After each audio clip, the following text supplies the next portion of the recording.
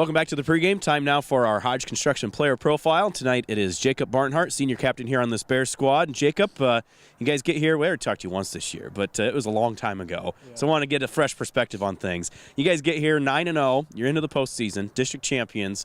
Your thoughts, kind of how the regular season unfolded for this squad?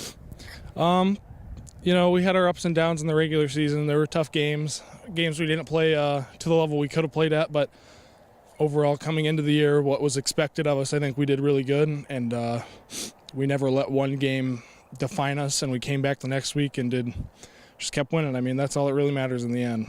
Well, talk about, especially, you look at like at the Durant game or the second half of the Tipton game where things aren't going your way, but you still find a way to win. What do you think that says about this team being able to come together and make sure when you walk off that field, there's more points on your side of the scoreboard than the opponents?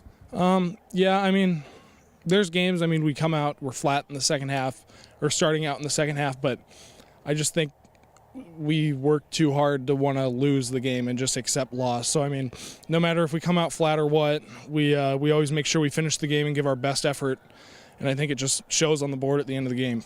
Well, I know that you're the leader out there of that offensive line, and you've got 6 guys or so, 6-7 guys that have been rotating in and out.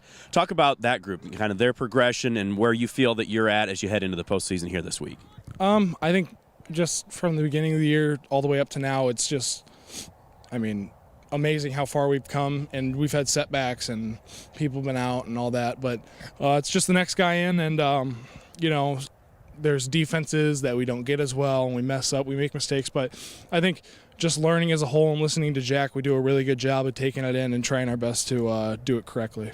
How much, for folks that maybe don't know, how much talking is there going on? How much are you guys, you go up to the line of scrimmage, you're trying to make sure everybody knows what everybody else is doing so that you can try to block the play to the best of your ability?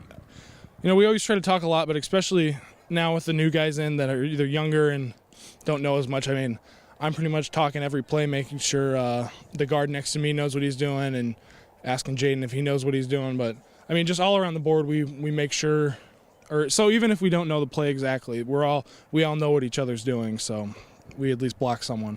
Well, I know over on the defensive side of the ball, that's a spot that, seen a lot of great things. Last week you did a really great job really slowing people down. That defensive line in particular got a lot more pressure. Talk about the effort that it takes to be able to not only just run up the field and get in the backfield, but play defensive line to a really good spot so that you're reading things, you're filling gaps, you're getting past rush if you need to, doing what you're supposed to do. Yeah, I think D-line's a lot harder than people make it out to be. Just trying – because, you got to look if it's a pass play, or you got to keep your eyes up, see where the running back's going and all that.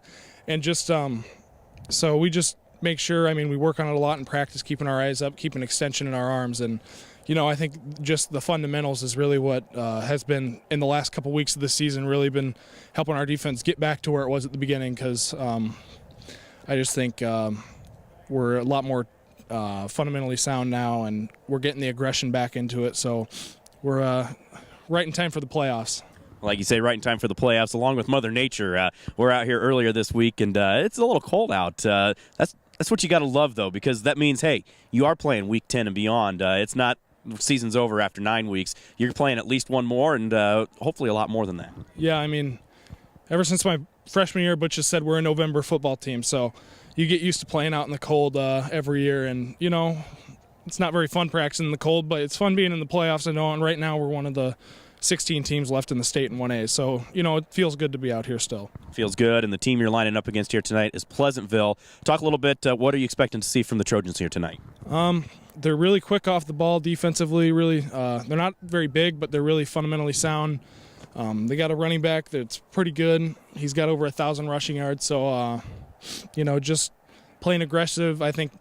It starts up front, especially in this game. If we can get a aggressive, quick front line, both sides of the ball, I think we'll be able to match these guys and play a good game against them.